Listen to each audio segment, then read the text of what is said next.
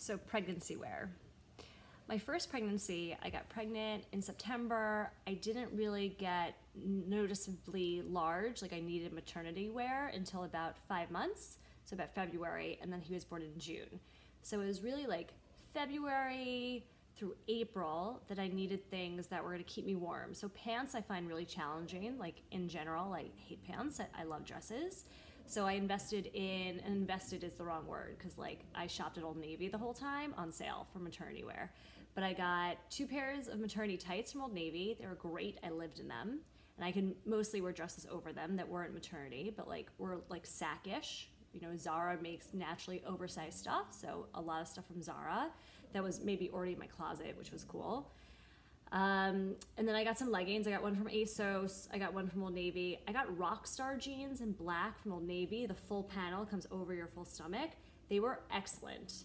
I also got like the side panel ones from Zara that were a little trendier, but they kept falling down. I was always pulling them up, so I recommend the full panel.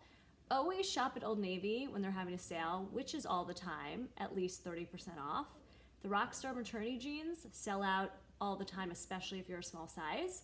So if you want to just buy them when they're full price, I suggest just going for it. And now that my friend has given me all these new wears, I've learned that pee in the pod for petite is amazing. And I really like that their sizing is straightforward, because you're gonna change a lot. So it's not like if you're a 4, you buy only a 4. It's like you're a small, you're a medium, you're a large. If you're relatively small, like 2 to 6, get a small, and then, you know, size up. So pee in the pod's great. Splendid is really good for leggings. I've had some like Splendid t-shirts, which I know are just really supple cotton over time, but I've never tried their maternity wear. And I recently got a bathing suit from Asos, which was great maternity, and one from Old Navy. So both were really, really great. I'm hopefully just gonna get 2. I also bought some bikini bottoms, you know, if I'm feeling daring and like really wanna show off my bump. And then I'll wear a normal bikini top. So why like get a whole thing when I can, you know, mostly fit in up top and then get some maternity bottoms for the beach, which we have a beach vacation planned for October. I'm so excited. My husband Jeff's cousins have a house in Florida. They invited us down. She is pregnant with her second, and our sons are about the same age, so it's gonna be so much fun. Harrison loves the airplane, so I can't wait, and the beach, so I can't wait to take him on this vacation. It'll be really, really nice for all of us. So that's it in terms of maternity wear. I'm sure I'm gonna have to get like new bras and all that jazz. I hate maternity bras. I feel like they're clunky. I'm kind of outgrowing what I normally wear. So I even if I extend the strap, which is what you're not supposed to do when you wear a bra, you're supposed to always put it on the smallest setting just to maintain the overall shape of it. Even when I extend the strap as much as it can, like the cups are just not fitting right? Because everything has started to change and accelerate sooner, which I am not a fan on me of large breasts, but that is how it goes with pregnancy. So I'm going braless a lot, which is the opposite of what I should be doing, but I don't want to feel constricted. I don't know if anyone else who's pregnant feels like this, but like the less things, you know, confining my body, the better. So for as long as I can, I'm gonna go braless when I'm, you know, working from home or it's the weekend. When I go to work, obviously I look professional and put together, and I hold down the boobs. But once you have a baby, at least for me, I wore a bra 24/7 for 6 months while I was breastfeeding, just because the sensation, things are, you just wanna kind of wrap it up. I was very happy when I stopped breastfeeding that my breasts returned to small, maybe even smaller. I was thrilled, really. I love small breasts on me, at least. Less to worry about and deal with and all that stuff. What else? So facial regimen, like I don't have a crazy skincare routine, but there's a lot of things you can't put on your skin because of course you absorb everything very quickly that you shouldn't be using. So sunscreen is something that was new to me. There's so much filler and crap in sunscreen. It's like benzoyl, oxalate, and oxy something. All these things are just fillers, and they shouldn't be in your sunscreen, period. And it's nothing I was really attuned to before. And now, you know, maybe it's linked with ADHD and maybe it's whatever. It's something you should try to avoid, to use, you know, a zinc-based or mineral-based sunscreen, similar to what you put on a child, right? You don't put sunscreen on a child, I think, till they're 6 months. And when you do, it's usually like veganics or organic, and it's white. It's not like what you put on yourself, just because their skin's a little different. So I've been using my son's sunscreen, which is just like white paste all over. And because it's white paste all over and I want to slather it on my face, I found this thing called Drunk Elephant Bronzing Drops.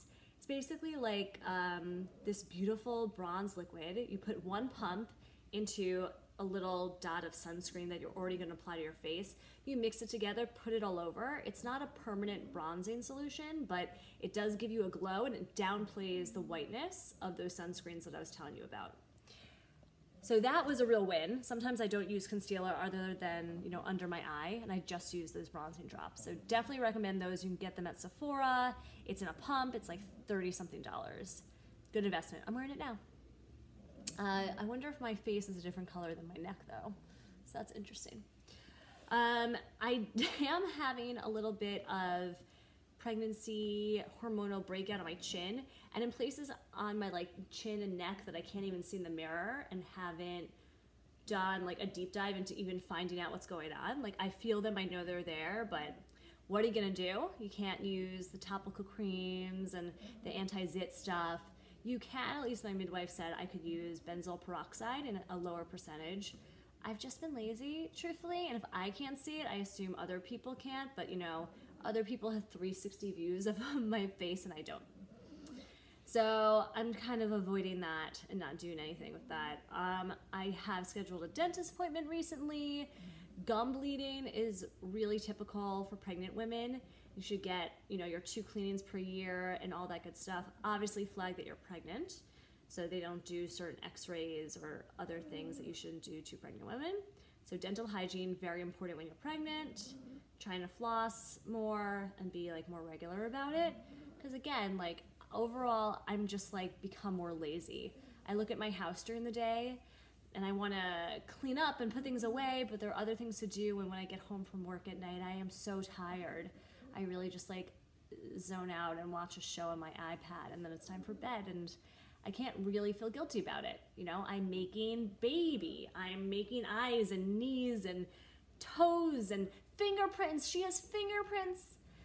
She's also the size of a sweet potato or an artichoke. I haven't been looking at those updates. You know, weekly when I had Harrison, I'd be like, oh, he's a kiwi, he's a blueberry, he's half a pineapple, whatever it was, whatever salad or fruit produce comparison was being made. It was really exciting.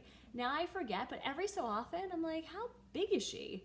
Because I'll start to feel her really kick soon. Now I feel flutters, and who knows, it could be gas, it could be other not so sexy stuff, but I'm definitely feeling things. But I'm also feeling my own heart beat more quickly, which makes me think I feel her, but it's really just me, especially if I'm lying down. So that was awesome. They like measured her weight kind of, you know, whatever approximation they could do. And she's about like 7 ounces, which is almost a cup, which is just like, you know, it's weight, it's something. I'm getting really excited.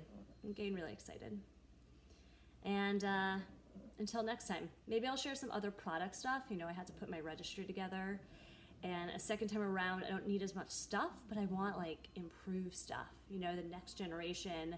I need a double stroller now. That's like a huge investment. I think I want some other like accoutrement or upgrades for nursing wear and for pumping. You know, they have this Willow bra, and there's also like the freemies where you're not attached to something and you can pump, which sounds wonderful. There's also the snoo bassinet, which like soothes your baby and helps put them to sleep when they're pretty young. And I'm fearing that they can get attached to it and then they won't be able to sleep other places, and we travel a little bit, so I want her to be a little bit flexible, but I also must sleep. But the snoo's like $1,200, so I'm not buying that new, especially it's my last kid, you know? So we'll see if anyone's selling it used. They hold up their value. It's still like $500, but that's a deal. Maybe I can resell it, who knows? I shouldn't tell you all of my like thoughts about saving money, but It's a lot. And until next time, hopefully this was helpful, but here I am, 17 and a half, 18 weeks. I'll see ya probably around 20. Anatomy scan time. Bye.